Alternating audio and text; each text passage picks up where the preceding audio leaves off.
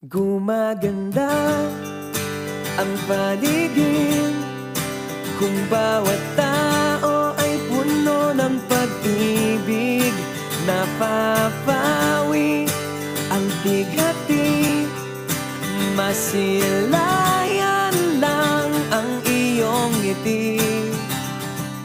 Okay gandang isipin ang isang mundong puno ng pag-ibig.